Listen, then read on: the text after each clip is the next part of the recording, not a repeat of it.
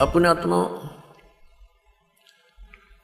परमात्मा ने आकर ये ज्ञान दिया कि सबसे पहले आपका गुरु हो, गुरु भी पूरा हो।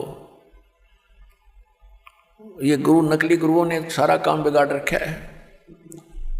तो सूक्ष्म वेद में कहा कि गुरुआं गांव बिगाड़े, संतो गुरुओं गांव बिगाड़े, ऐसे कर्म जीव कला दिए ईब जड़े नहीं जाड़े।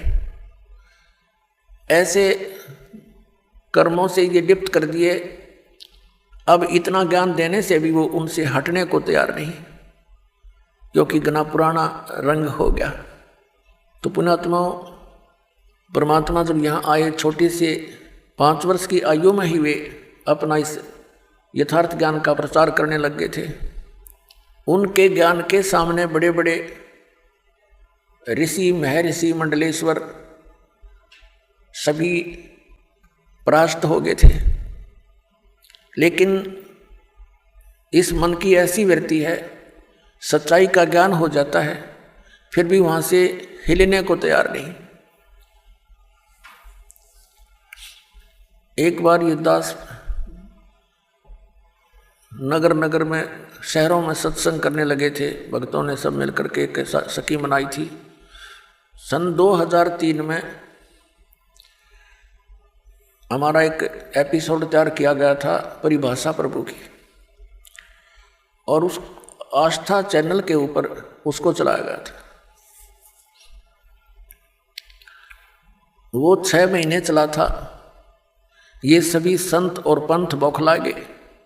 आस्था चैनल के मालिक को इतना दबाव दे दिया कि इस प्रोग्राम को बंद कर दे, नहीं तो हम अपने सभी प्रोग्राम वापस ले लेंगे। ये तो अंडरस्टूड है, ये जहाँ ये चलेगा उनका तो चल ही नहीं सकता। कोई सुने कोई नहीं उनने। तो उसने मजबूर होकर के हमारा प्रोग्राम बंद कर दिया।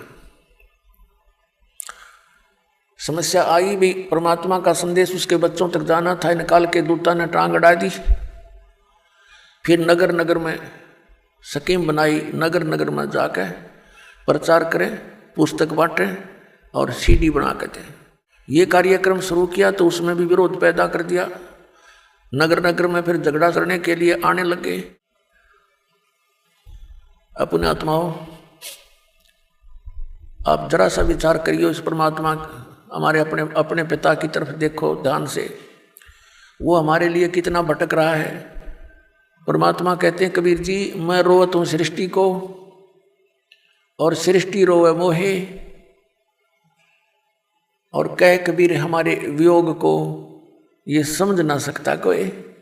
मैं तो इन बच्चों को रो रहा हूँ कि तुम गलत स्थान पर फंसे हो, या तुम्हारा कुछ भी नहीं है, तुम्हें मूर्ख बना रखा है ये बेटा या बेटी या कार या कोठी। आजीवन इसमें लगे रहते हो और 1 मिनट में मृत्यु कर देता है, फिर गधा बना कर छोड़ देता है। वह कोठी, वह बेटी, वो कार तुम्हारी कैसे होगी?